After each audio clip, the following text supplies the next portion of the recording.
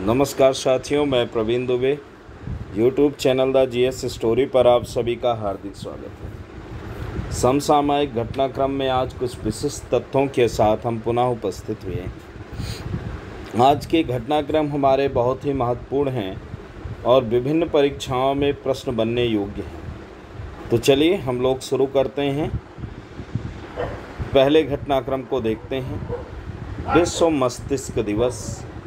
तो विश्व मस्तिष्क दिवस 22 जुलाई को मनाया जाता है और वर्ष 2021 में विश्व मस्तिष्क दिवस का जो मुख्य विषय है वो है स्टॉप मल्टीपल स्क्लेरोसिस।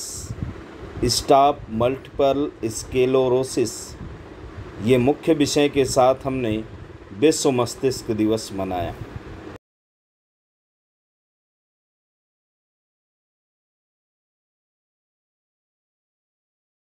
संबंधित जागरूकता को बढ़ाना और पक्ष को समर्थन को बढ़ाने देने के लिए समर्पित करना। 22 जुलाई 2014 को वर्ल्ड फेडरेशन ऑफ न्यूरोलॉजी ने पहली बार विश्व मस्तिष्क दिवस मनाने की घोषणा की। तब से हम लोग 22 जुलाई को विश्व मस्तिष्क दिवस के रूप में मनाते हैं। हौसला पहल। ये जम्मू कश्मीर में सरकार ने इस पहल की शुरुआत सरकार के वाणिज्य विभाग के तत्वावधान में किया गया है। आप सभी को पता होगा, जम्मू कश्मीर एक स्वतंत्र स्टेट ना रहकर एक केंद्र शासित प्रदेश है। पहले जम्मू कश्मीर एक राज्य का दर्जा पाया हुआ था, संपूर्ण राज्य का, लेकिन अब वो एक संघ शासित राज्य है। तो जम्मू कश्मीर में सरकार के वाणिज्य विभाग के तत्वावधान में व्यापार संवर्धन संगठन के माध्यम से जम्मू और कश्मीर की महिला उद्यमियों के लिए हौसला नामक पहल की शुरुआत की गई है। यह जम्मू कश्मीर की महिला उद्यमियों के लिए JKTPO द्वारा आयोजित किया जाने वाला 5 महीने का प्रशिक्षण कार्यक्रम है। JKTPO Jammu Kashmir trade policy organisation ने इस महिला उद्यमियों के उत्पादों के लिए अतिरिक्त पहुंच और मार्केटिंग समर्थन देने के लिए भारत के घरेलू ई-कॉमर्स मार्केटप्लेस फ्लिपकार्ट के साथ भागीदारी की है।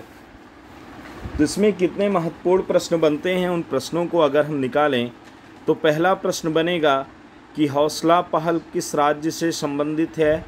तो हौसला पहल कहाँ से संबंधित है? जम्मू कश्मीर से। दूसरा क्वेश्चन बनता है हौसला पहल किस विभाग द्वारा शुरू की गई? तो भारत सरकार के वाणिज्य विभाग द्वारा इसकी शुरुआत की गई। फिर प्रश्न बनता है हौसला पहल जम्मू कश्मीर में किस वर्ग को समर्पित है? तो ये महिलाओं के लिए समर्पित है। और हौसला पहल के लिए किस ई-कॉमर्स कंपनी से हमने समझौता किया है? तो उस कंपनी का नाम है फ्लिपकार्ट। फ्लिपकार्ट के साथ हमने भागीदारी की है। नेक्स्ट टॉपिक पर हम लोग चलते हैं।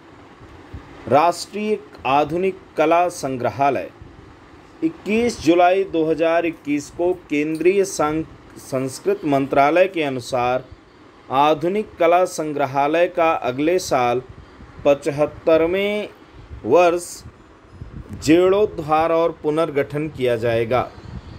NGMA संस्कृति मंत्रालय भारत सरकार के तहत प्रमुख कला संग्रहालय है। NGMA का मतलब national gallery of modern art. नगमा का उद्देश्य 1850 के दशक में आधुनिक कला के कार्यों को प्राप्त करने और संरक्षित करना है। भारत सरकार ने 29 मार्च 1954 को नई दिल्ली में जयपुर हाउस में मुख्य संग्रहालय स्थापित किया। इसकी मुंबई और बेंगलुरु में 2 शाखाएं हैं। संग्रहालय में 2000 से अधिक कलाकारों का मौलिक संग्रह है। इसमें राजा रवि वर्मा और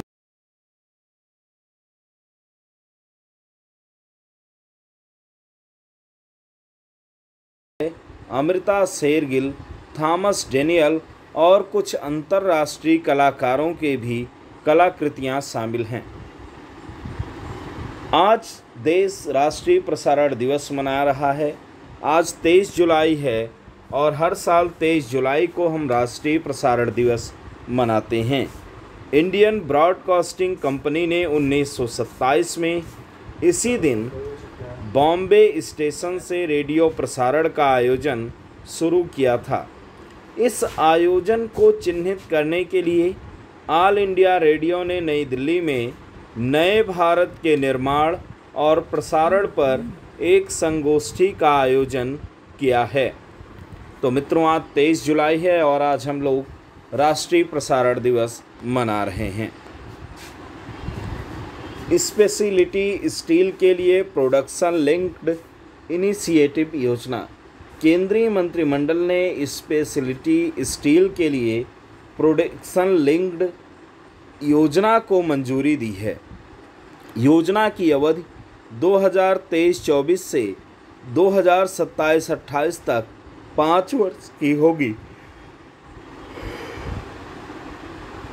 6,322 करोड़ रुपए के बजटीय परिव्यय के साथ इस योजना को लगभग 40,000 करोड़ रुपए के निवेश और विशेष इस्पात के लिए 25 मीट्रिक टन की क्षमता की वृद्धि की उम्मीद की जा रही है। Avian influenza. इस साल H5N1 एवियन इन्फ्लुएंजा के कारण भारत में पहली मौत दर्ज की गई। इससे पहले चीन में H10N3 बर्ड फ्लू के मामले पहली बार मानव में संक्रमण की सूचना दी थी। वायरल स्ट्रेन H5N1 पक्षियों से मनुष्यों में फैलने वाला इतिहास रहा है। यह एक विषाणुजन्य बीमारी है जो मुख्यतः मुर्गे से मानव में फैलता है। ठीक है, इसलिए जब यह बीमारी बर्ड फ्लू फैलती है तो बड़ी संख्या में मुर्गों को मार दिया जाता है। हालांकि इसकी जो नई सीरीज है H10N3, यह फर्स्ट टाइम मनुष्य को हुआ है और यह घटना चीन में दर्ज की गई है। IDBI विनिमय 2016 में संशोधन। भारतीय दिवाला और शोधन अक्षमता board insolvency and bankruptcy board of India ने भारतीय दिवाला और शोधन अक्षमता बोर्ड विनिमय 2016 में संशोधन को अधिसूचित किया है। यह संशोधन विनिमय कॉरपोरेट दिवाला कार्रवाई में अनुशासन, पारदर्शिता और जवाबदेही को बढ़ाएंगे। मार्च 2021 में दिवाला कानून समिति इंसॉल्वेंसी लॉ कार्य समिति की एक उप समिति ने दिवाला और शोधन अक्षमता संहिता 2016 की मूल संरचना के भीतर एक प्रीपैक ढांचे की सिफारिश की थी। दिवाला का मतलब होता है ऐसे लोग जो बैंक से ऋण लेने के बाद उस ऋण को चुकता नहीं करते। नॉर्थ स्ट्रीम 2 पाइपलाइन परियोजना। संयुक्त राज्य अमेरिका और जर्मनी $11 बिलियन की नॉर्ड स्ट्रीम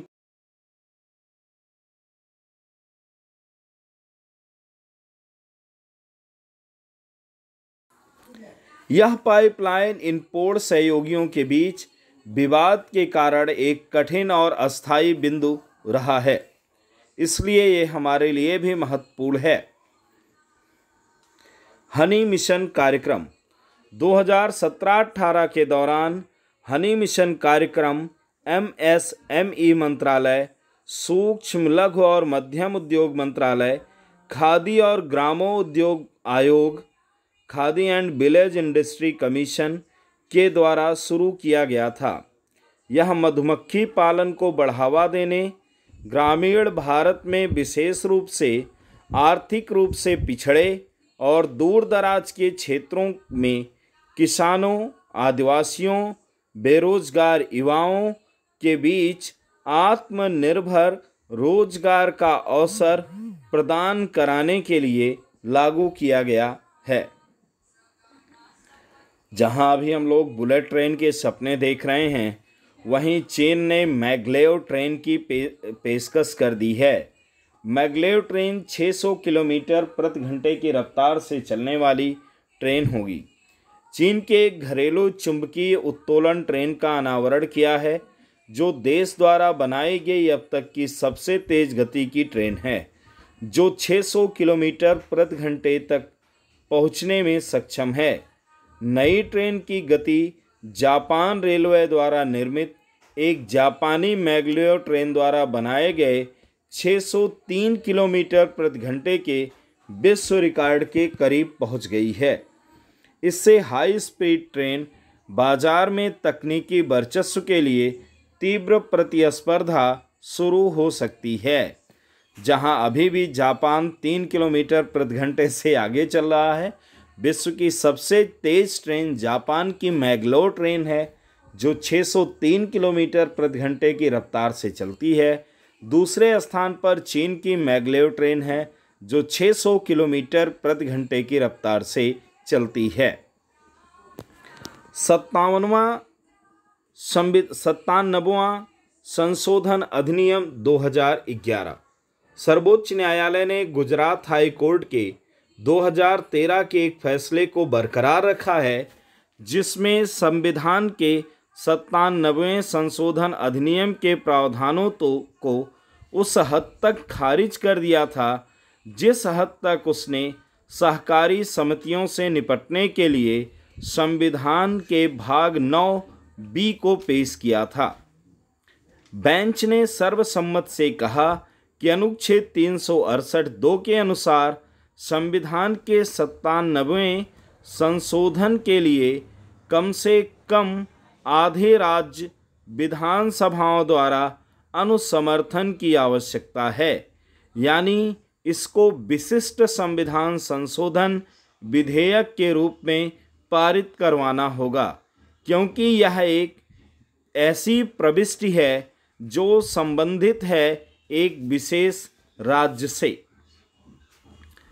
संविधान के भाग 3 में और यूनियन शब्दों के बाद सहकारी समितियां शब्द जोड़े गए हैं। यह सभी नागरिकों के मौलिक अधिकार का दर्जा देकर सहकारी समिति बनाने में सक्षम बनाता है। भाग 4 में एक नया अनुच्छेद 43B डाला गया है, जो कहता है राज्य सहकारी समितियों के स्वैच्छिक गठन